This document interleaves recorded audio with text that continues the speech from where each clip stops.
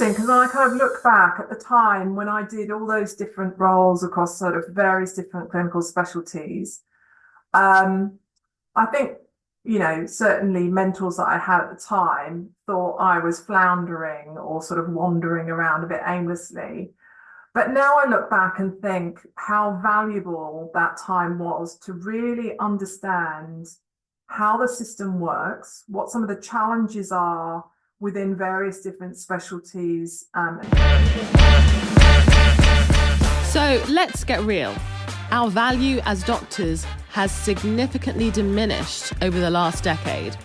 So how can we turn that around by upskilling and creating rewarding and impactful careers on our own terms? Welcome to Disrupting Doctors' Careers.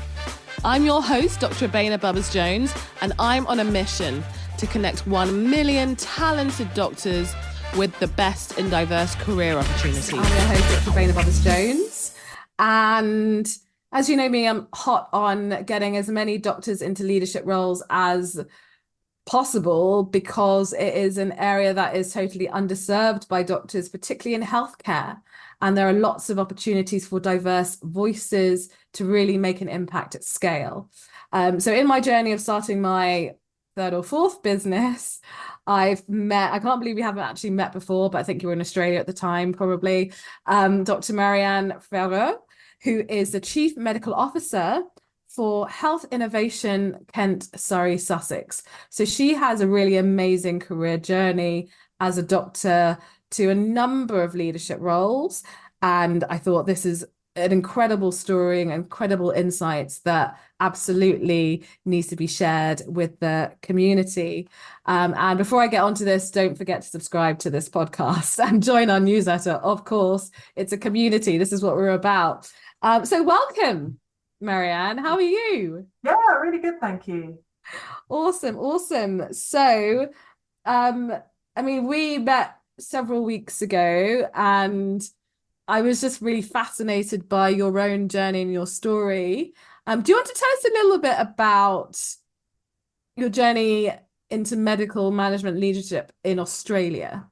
Yeah, so it all kind of happened a bit opportunistically, I guess. So I originally did my medical training in Liverpool. I did my foundation years up there at Aintree Hospital. And, I think I was the first year where there was kind of streaming into CCT. And I really didn't know what I wanted to do or what I wanted to be. And I'm quite a sort of a strong personality and a bit of a rebellious nature. And so I didn't want to be forced into doing something, choosing a specialty that I knew wouldn't be the right fit for me. And so I kind of just sort of looked for other opportunities, and a role came up in Australia, and I thought, okay, I'll, go there for a 1-year working holiday, as many of us kind of British doctors do. And I ended up staying for 13 years. And so was based in Newcastle, which is about 2 hours from Sydney. Had an amazing time there. Huge freedom in terms of kind of choosing various different specialties. So I ended up doing pretty much everything. I was a general medical registrar, I was a psychiatry registrar. I worked as in A&E as a registrar for about 5 years. And then I started doing a Master's of Public Health. And I thought, oh, you know what, maybe this is for me. Maybe it's public health. But there weren't very many jobs around in public health. Back then, it's obviously pre-COVID, a lot of those public health roles had gone. And I sort of visited a mentor, and she was recommended to me. And she was actually the medical director of the hospital I was working in. And she was just wonderful. She was the most fantastic mentor. She spent a good sort of hour and a half with me, even though she was incredibly busy.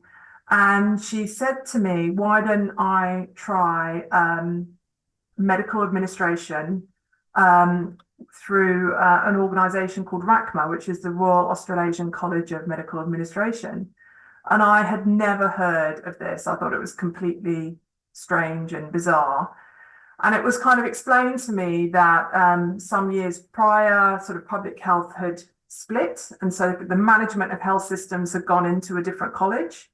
And obviously public health was still there. And although public health, the jobs had sort of decreased, medical leadership had really been recognised as an area of growth in Australia, and they put a lot of investment into it.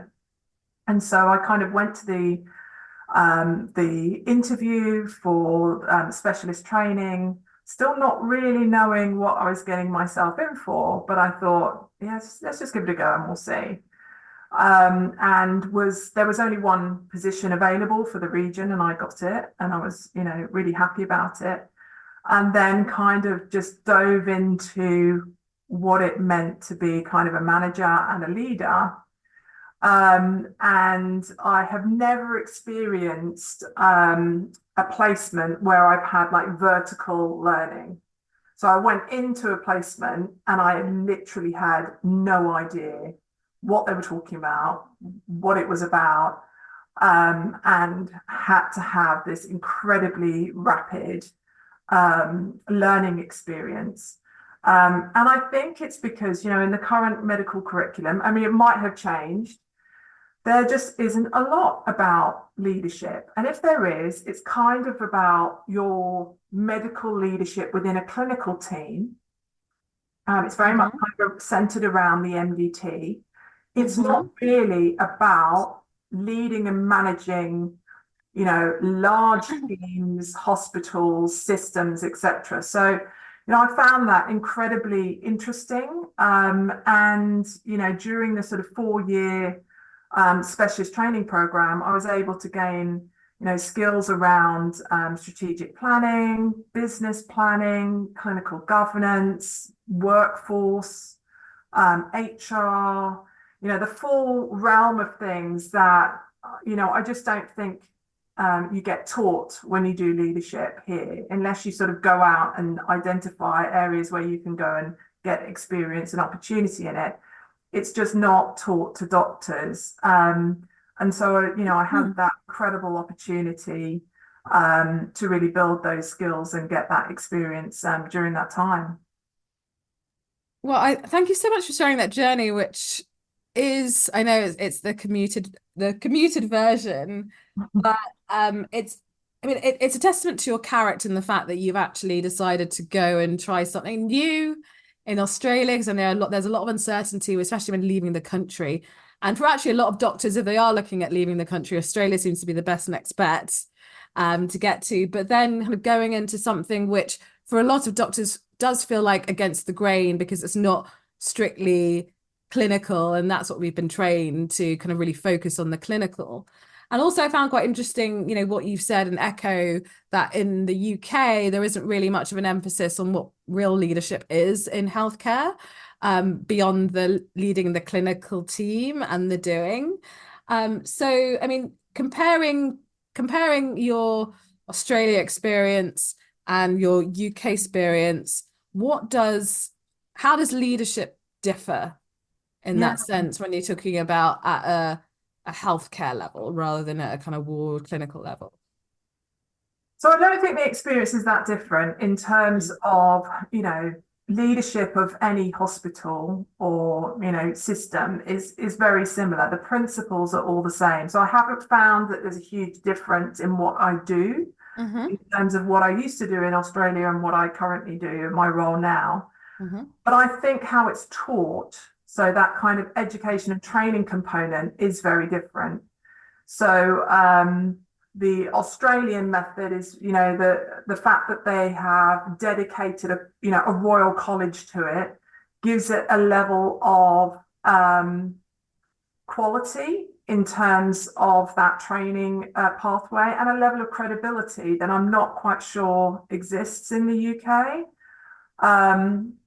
That college in Australia has given me this amazing alumni and fraternity where, we can have conversations about challenges that we might be having within leadership. So for those of you that don't know, leadership can be really lonely.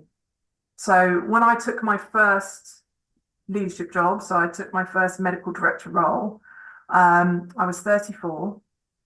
I'm a woman of colour. And I was leading, about 600 doctors. Wow. And I had 14 clinical directors reporting to me. Wow. All of them were over 55, most were over Mm. 60, and 12 out of the 14 were men. So older white men. There were no other people of colour in that entire executive. So the entire top floor of the hospital, I was the only person of colour. Wow. So you're going in, you've kind of got, that, I'm the only brown person, I'm Mm-hmm. a very young director, and I'm a woman. So you've kind of got this triple whammy. And you're on top of that, all the people that were my friends weren't my friends the next day. And I say that not in terms of, outside of work. I'm talking about in work. So we're no longer on the same level. I'm their boss. I'm perceived as their superior. Mm-hmm. So, there's this power imbalance that exists. And so you sort of go into that role, and the people I thought I could go and have a chat with, I can't. It's actually really inappropriate for me to talk about some of the things that I would love to kind of share my load with. And so it can become this really lonely, and they don't tell you this, they don't tell you that that might happen. And so Mm-hmm. kind of having this really strong alumni and group of other leaders, we've got a really strong WhatsApp group that's like 50 odd, Mm-hmm. Mm-hmm. doctors in leadership positions, all across the world, and we've got that ability to be able to share what some of the challenges are, what some of the problems are. Leading doctors is like herding cats. Oh man, I get it, and you've raised some really interesting points, and even the last point, I personally have not had to. Actually, no, I have had to manage and lead doctors, and I think it really depends on the context. So if we're looking at purely in a clinical context, yes, there can be significant challenges, and I see that more and more now. Especially when there are challenges in the institution that they're working in. But yeah, it's incredible at 34 being a female, person of color in a leadership role where you're leading, what people would traditionally see as your superiors must, just psychologically, that Yeah. must be really challenging. Like I mean, as you said, being at the top can be really lonely.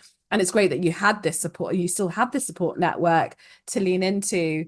But then moving on to, why even invest in developing yourself in a medical leadership role? So why is it important for doctors to really consider this for themselves? What is it that our society needs or healthcare needs that they're not necessarily getting so much at the moment? Yeah, it's really interesting because when I kind of look back at the time when I did all those different roles across sort of various different clinical specialties, I think, certainly mentors that I had at the time thought I was floundering or sort of wandering around a bit aimlessly. But now I look back and think how valuable that time was to really understand how the system works, what some of the challenges are within various different specialties and departments, understand patient pathways, the clinical pathway, what really works for patients and what doesn't. And so I was able to take all of that kind of clinical knowledge and use that in my leadership role. And the reason I found leadership so interesting, I think there are people who have, more of an innate, that it suits their personality in terms of kind of moving into leadership. I can be quite extrovert. I can be, I've always been very passionate about social justice and fairness and things like that. And so I felt that being a medical leader, I would have an opportunity to be able to shape things into how they should be. So why is this not working over here? Well, let's change it. Let's be proactive and be able to use the skills that I've developed. So, yeah, I've got a range of transformation skills. Mm-hmm. Use my ability to talk to people. I love talking to people. I love engaging with people. Use my ability to be able to negotiate to make the changes that I know we really need to see across the health system. And I think that is incredibly rewarding, and it absolutely aligns with my purpose. I think having a purpose in leadership is absolutely critical. My purpose is that I want, all patients and people in our community to have access to the best healthcare, and that the healthcare meets their needs. And I certainly see it as, my legacy is to make that happen and to, address some of the unfairness within the system. And I feel very passionate about that. And you can only really make those changes if you get into those leadership roles. And, being able to influence that change, has been really rewarding, throughout my career. I just wanted to jump in there actually, because sure. you've made some really, really valuable points and insights. And, obviously we run our Doctors in Industry Fellowship, and we've had people, well, a lot of doctors who are already in the NHS, some who are very much like, I want to save the NHS, I want to wave the flag. But one of the challenges that I see, particularly if you are working in the NHS, is to at what level can you genuinely influence change, say, within an organization?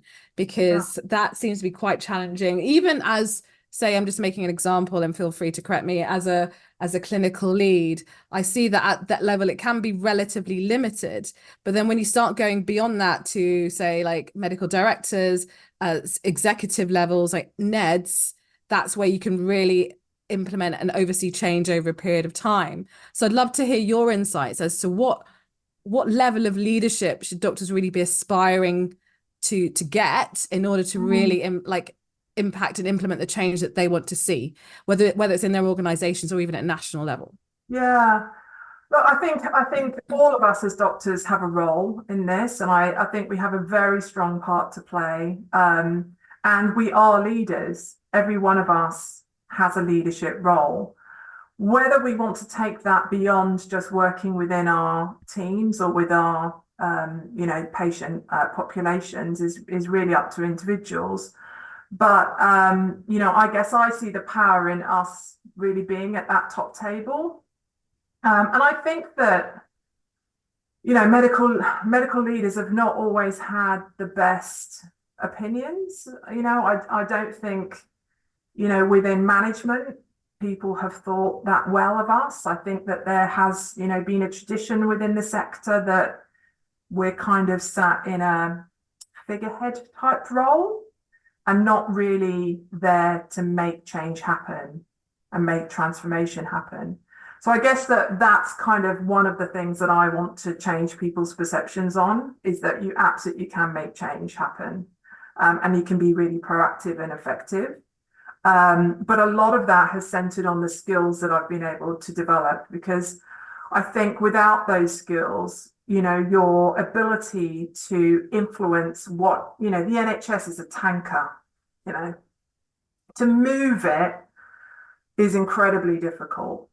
Being able to navigate the complexities within, understanding what patients want, understanding what senior clinicians want, understanding the financial, constraints that you might be under, understanding your CEO's strategy, and then being able to combine all that and come up with a solution that is a win-win-win-win for everybody, is really hard work, but it absolutely can be done. I mean, if you look at the top 10 performing hospitals globally, most of those are in the US, they're all led by doctors. Okay, so there's data out there that shows the strength of medical leadership when it's done right. So, and we also see that in, say, health tech companies Yeah. right? Whenever there is clinical, not even clinical leadership, medical leadership at the top, at executive level, these are Mhm. the companies that really grow. And it doesn't matter what role it is. For example, one of my friends she's a doctor, commercial director of a mental health app, commercial director. You know what I mean? That's Charlotte Lee Sinclair, and they are growing. They are growing. So Absolutely. it really is about the skill sets. I'd love to hear more about what are the core skills that you have invested in, leveraged, grown to be an Um, effective leader that doctors may not even identify as a thing. yeah. Because So we I've see got, doctors who are like focusing on, well, the technical skills, the clinical yeah. skills, oh, I can help solve problems skills. Like what does it look like? Yeah. I mean, I think those problem solving skills are crucial. Hmm. I think it's being able to apply those skills into different settings. So I think that the medical curriculum is really, great at being for you to develop problem solving skills and to develop communication skills, but it's just transitioning some of those skills into different environments. So I'll give as an example. I remember speaking to one of my clinical directors who was really struggling with another specialist within the department with their behaviours. He came to me for some advice. How do I have this difficult conversation with this person's older than me? I was like, I understand where you're coming from. This Yeah. person was a renowned international professor, but was not Oh. behaving in a way that was conducive, to the team, and was causing a lot of problems. And I remember saying to him, I know he does a lot of work in cancer. So just talk me through how you break bad news to your patient. And he talked me through it. And I said, okay, so do you think you could apply some of those principles to this really uncomfortable conversation as well with this this other clinician? And he really sat there and thought about it and went, oh yeah, actually, I could say this and I could say it like this. And I was like, yeah, and we just talked through it and did a kind of a little role play. But he didn't really see the synergies until it was pointed out. But all those skills that you've learned within problem solving communication are absolutely there. We have to develop good listening skills. Well, you need those in leadership. We have to develop good emotional intelligence. Well, you absolutely need that in leadership. So for me, it's like, what I would suggest to people is go practice that outside of the patient care, setting and see how you go. Because, the being able to have those challenging conversations as a leader, is incredibly important, and will really differentiate you from being a good leader from a not very good leader. Being able to have, a humanistic approach to your management.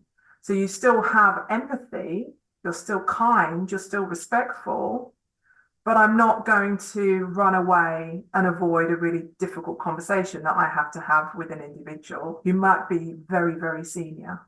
Hmm. Hmm. Because Hmm. I'm very data led, I'm very evidence based, because when you go back to look at that evidence around behaviors, there is such a strong link to psychological safety, to patient safety, that you really need to be able to have those conversations with people. Behaviors are really key to setting the values and Absolutely. the culture within an organization.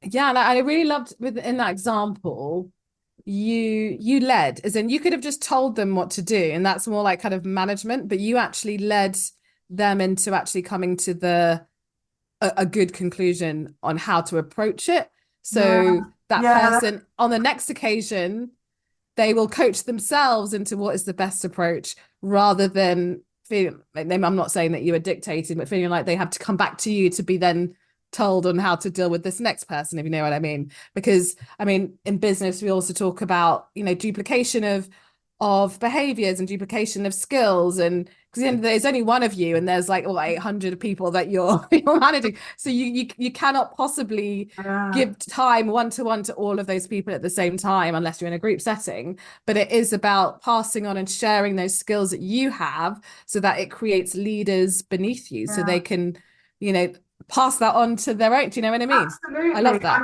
I mean, that's something that I've felt very strongly about, is that kind of professional development space. So being a medical leader, being a mentor, being a coach. I am a certified executive coach. I found that going through that program incredibly helpful. I mean, it took my levels of conversations with people to just a completely different level. And like everybody, I want to solve people's problems. I'm a bit of a people pleaser. So people would come to me with their problems because I would fix them, and I would fix them quickly. And so, that's what I thought a good leader was about. So it's taken me some time, so I've been a medical director for more than 10 years.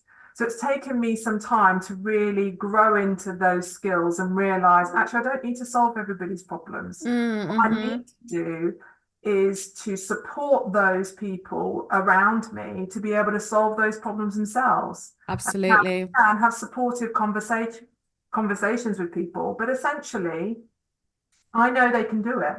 I absolutely know that they can do it. They're professional. They're good at their jobs. We just need to provide that kind of really supportive environment for them to, reach their potential.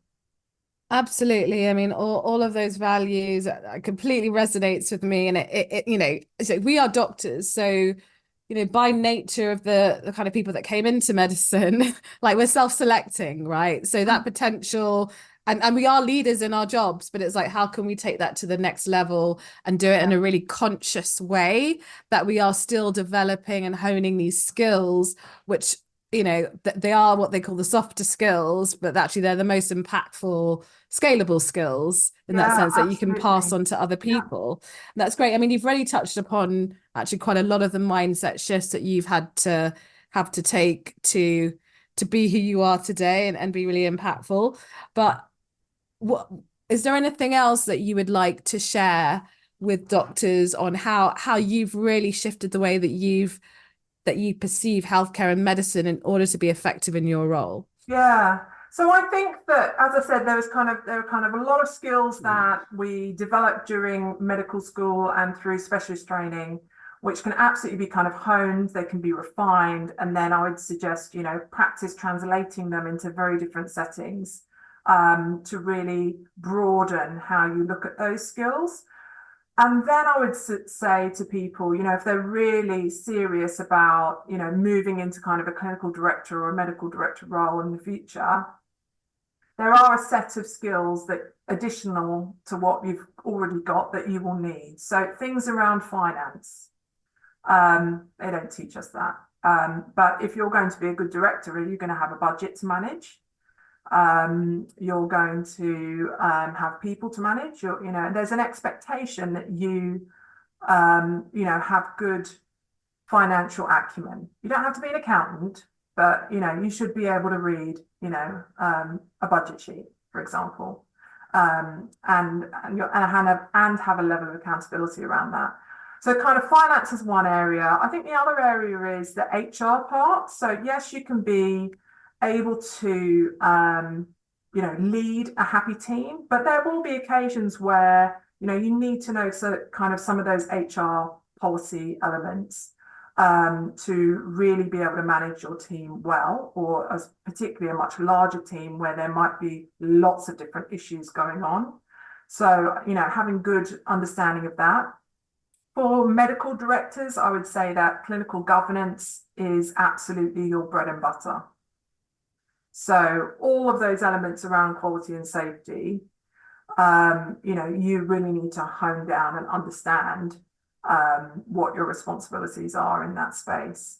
And there are actually lots of courses available for that. I know the Faculty of Medical Leadership and Management, which I'm a fellow with, They have a number of courses around that. I think there are courses from the King's Fund, the CQC have a lot of information. So, you know, there's a lot out there that people can access.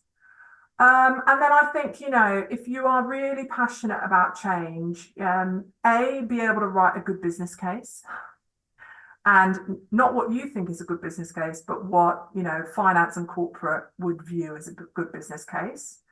And then I would say that kind of change management stuff. So, you know, not suggesting that people need to become a project manager, but certainly I did a project management diploma and I found it really helpful to understand what good program management looks like.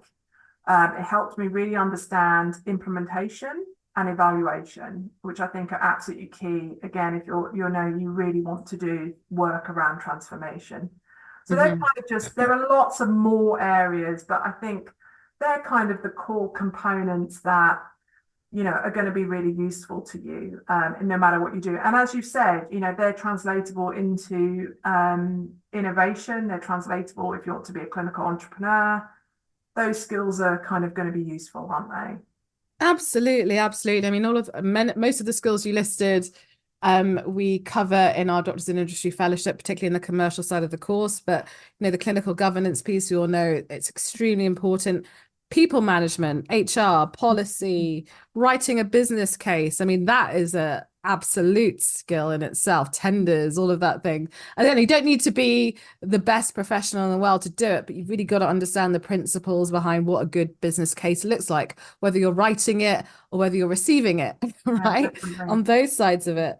So yeah, before we close and moving forward, looking at the future landscape of leadership in healthcare in general, whether you're a doctor or not, what would you say actually is the biggest challenge that doctors face in getting into those leadership roles so they can impact at scale in healthcare as a whole, not necessarily just the NHS or public sector?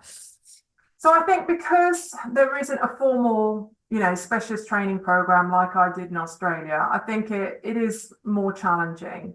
But I guess there are things out there. So as I mentioned before, the Faculty of Medical Leadership and Management, they have fellowship programs. So, you know, and that has also a very strong alumni attached to it.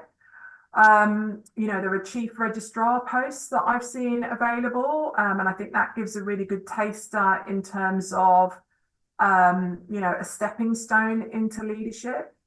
I think people just need to be really open with the opportunities that they might see. There are lots of opportunities around digital, for example, if people are particularly interested in digital. I'm just going to jump back on, because you made a really interesting point, and it might seem quite small. What does being open mean? Because I'd love to hear your definition of that. So for me, it's a mindset, right? So being open to opportunity, I think when you can be very closed, for me, it's a sort of a set of behaviors. And it's, you know, perhaps not really thinking that there are lots of opportunities. So I have a mindset that is open. There are lots of things that come across my desk that I think when I have a bit of a closed mindset, I just go, I'm too busy, got enough on my plate. You might be feeling burnt out. You might be feeling quite trapped in the job that you're doing. And so you sort of just go, no. What I found to be, when I've changed my mindset and I've become sort of just more open, things pop along and they might look a bit obscure. You know, I've had some interesting invitations to speak at something that, you know, is kind of a little bit outside my comfort zone. And I've just said yes. And then from that, I've gone and networked with a whole load of people, and then new opportunities have presented, and so on and so on. So there's something in just being open to say, yeah, you know what, I'm going to try that. It's a bit out there. I don't feel very comfortable, but I'm going to step into that discomfort. I'm going to lean into it. And I think that, you know, that's what I would suggest to people. Because it sounds like that you're actually leaning into your intuition rather than kind of Maybe a little thinking bit. logically about it. Well, I You know kind what of I just mean? think, what's the worst that can happen? Seriously, I mean, what is the worst that can happen? And what's the best that could happen? Well, okay, let's give it a go. Hmm. Maybe I think that's a bit of an Australian attitude as well. They're very optimistic, and it's rubbed off on me. But I, Great. yeah, I think the other piece of advice I would suggest to people is get a mentor. I often write about it in my LinkedIn. Actually, get 5 mentors. Yeah. Um, there's a fantastic Harvard Business Review that talks about everyone should have 5 mentors in their life. And, having a range of different mentors that have different functions for Yeah. you is incredibly powerful. And I think it will help you change that mindset from being very trapped in your current role and not necessarily feeling like it might be not achieving everything you want to achieve, and just having some challenge into what your potential might be and where your direction is going. Because I think having that, having mentors that can really challenge your thinking has been really powerful for me. It has Mm. really opened up what I thought was possible. And that was one of the reasons why I started to do a doctorate in at the London School of Hygiene. I wanted to know more about health inequalities and wanted to do more around how do we address health equity in the health system, and just didn't feel I knew enough. And then saw this program come along, and I thought, you know what, I can't do that. I'm too old, got kids. I haven't got time for that. It was a really scary proposition. And I spoke to my mentor who just said, just go for it. Why not? And so I did, and so I Yeah. went from being a full-time chief medical officer to part-time. And I'm a student again, at my age, I'm 20 years older than most of the other people on the course. But yeah, it's stepping into that discomfort and having, the support and, your champions around you that, are encouraging you to do that. Brilliant. I think we should end it on there because it's just perfectly ended there. And there's so much gold in this, and I can't wait to share it with our community. But thank you so much, Maryann. I guess the best place to get hold of you is going to be LinkedIn. Yeah, Absolutely. anyone contact me, not a problem. Brilliant. Thank you so much. And thank you for listening, everyone. And we'll see you in the next episode.